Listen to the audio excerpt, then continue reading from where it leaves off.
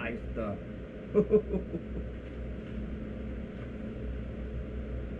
Uy, ayos ah.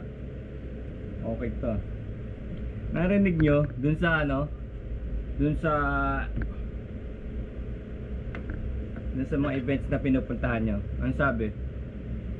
Para makasali daw kayo sa mga raffle or sa tawag dito, sa mga games, no, contest, kailangan i-like nyo to, i-like nyo page na to, eto, i-subscribe nyo to, di ba? Ang dami.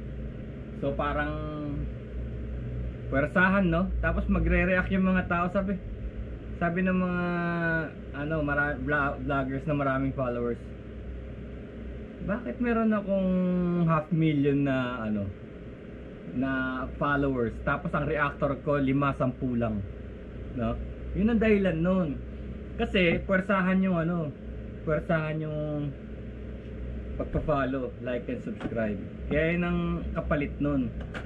Kasi napipilitan lang yung mga tao para makapasok sa isang lugar o makasali sa raffle. Kasi ganun eh, yun ang kabayaran eh.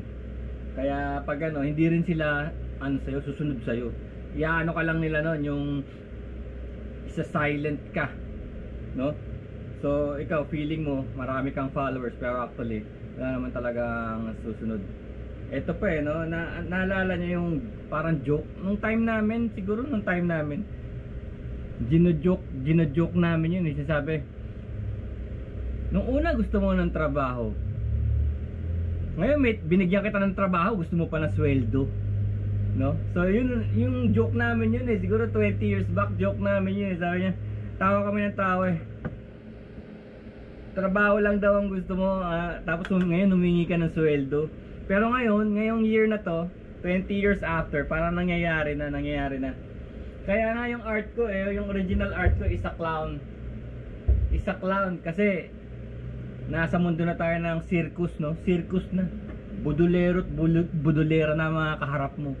Hindi mo alam, parang gusto ka na lang pagtrabahuin ng walang bayad. Yun na yun eh, yun yung joke na yun eh. Doon lumalabas yung joke na yun eh, no? Trabaho lang ang gusto mo, huwag kang umasa ng sahod, no? Wala sa usapan yung sahod, trabaho lang. So ganoon na ginagawa, you will be put to work. Parang gagawa sila ng mga campaigns nila, no? Sabihin nila, parang di ba, pagka nag-like and subscribe ka, follow ganoon, di ba? Kala ng mga tao na yun na pwersahang manonood yung mga tao kahit na hindi nila gusto yung mga pinalalabas nila sa mga channels nila, no? Ito pa matindi, kagaya niya na.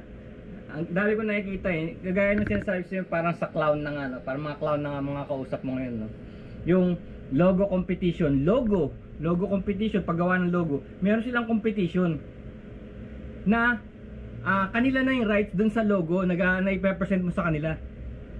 Ibig sabihin, they're stealing idea, no? Sasabihin nila ang first prize is 5,000, second prize is 3,000, first prize is 1,000, no? Pesos, ganun lang kaliit, no? Pero actually, freelancer ka, 20 years back ang paggawa ng logo is 5,000 na. Freelancer, 20 years ago. Tapos ngayon, after 20 years, kung kailan matindi na inflation, eto na. Pinagagawa ka na ng libre, tapos marami kang kalaban. Pag nanalo ka ng first prize, 5,000. Which is the price way before, di ba? So, nakakatawa, no? Kasi kukunin na nila yung idea mo eh. Ang masaklap na ito, maraming papatol dun. Maraming papatol na talented na Pilipino, na artist. Maraming papatol, lalo na yung mga bata. Thinking na kaya nila manalo, no? Kasi marami ring ganyang marami ring mga ganyang parang websites na yung ganun nga, online nga yung makikipag-compete ka sa isang project based on dun sa requirement nung kliyente nila, pero ang baba ng pag nanalo ka, ang baba ng presyo, tapos malaki ang chance mong matalo kasi worldwide eh. So ganoon nangyayari ngayon. You will be put to work without any compensation. Hindi kagaya noon, dati sabihin nila merong initial outlay ng pera, no? Kagaya ng mga competition, example mga limbawa custom bikes, no? Custom bikes. So, pag napili yung grupo mo, bibigyan kayo ng budget. Bibigyan kayo ng initial budget. Tapos, 100,000 pesos, gagawa kayo ng custom bike in a month or maybe in 2 weeks or 3 weeks, gano'n. Tapos, after that, sa inyo na yung bike. So, yun yung kabayaran. So, win or lose, meron kayong bike. May hawak kayong bike. So, ibig sabihin, parang hindi ka natatalo kasi ang gagawin nila, i-broadcast nila yun eh. So, sasabihin nila, gagawa sila ng show o gagawa sila ng series na ito yung ginagawa ng mga grupo na to, itong 4 na grupo na to. Tapos, kikita sila ron kasi papalabas sila sa area yun, may commercial, no? So, ganun. Ibig sabihin, naglalabas ng pera yung nagpapa-contest. Ngayon, hindi na ngayon, logo, tapos o kaya magpapagawa ng design ng building or bahay. Kukunin na nila yung idea, kukuha ng mga arkitekto, mga draftsman, no? Magsasambit na ng mga ideas nila. So parang kinukuha na yung idea. Kasi in the beginning, ang mga projects na yan, kinukuha yan based on your past projects. Pag nakita nila na itong gawa mo rito kay ganyan, parang gusto namin style mo, no? Tapos tumatawag sila ng yung tawag dito, yung sinisi-CI nila yung projects mo, tatawagan nila yung mga dati mong kliyente. O kamusta ba ang work attitude ng tao na to, ano? Kasi hindi naman actually puro sa design lang o sa mind. Kailangan yung work attitude din ng taong kausap mo.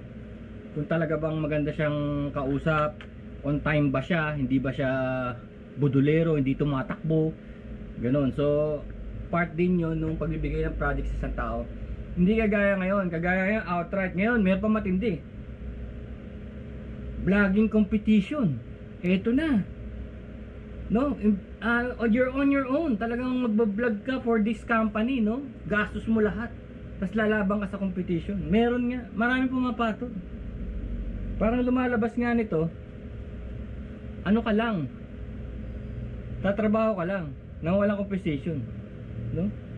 Which is sad, no? Sad naman kasi mga talented na tao maasa, pero wala talaga, nagiging ganun na yung uso, yung cycle sa buhay, no? Para bang sasabihin na lang sa'yo, edi kung ayaw mo, malis ka, o kung di mo gusto, magtayo ka sarili mong bansa, no? Mga ganyan na lang yung mga rhetorics ng mga tao ngayon, no?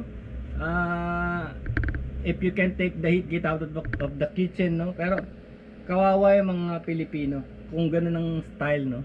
Kasi ang yayaman lang dito talaga may pera. Pero palagay ko ang nagpauso nito yung mga yung mga advertising company. Sila yung nakaisip nito na sa panahon na to, yung generation nila sa panahon na to, ganun dapat, no? Kaya mo naman siyang budulin. Kaya nauso yung word na yun Kaya mong budulin. Kasi nagbubudol ngayon, hindi na yung mga kawatan Nagbubudol ngayon yung mga disenteng tao na, yung mga mayayaman, yung mga may mga corporation. Sila na ngayon na nakakaisip ng ganyang style. Kumbaga legitimate budol, no?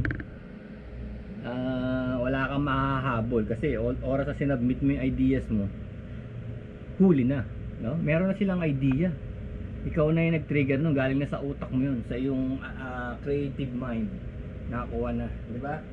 Like you, GoPro vlogger is a clown.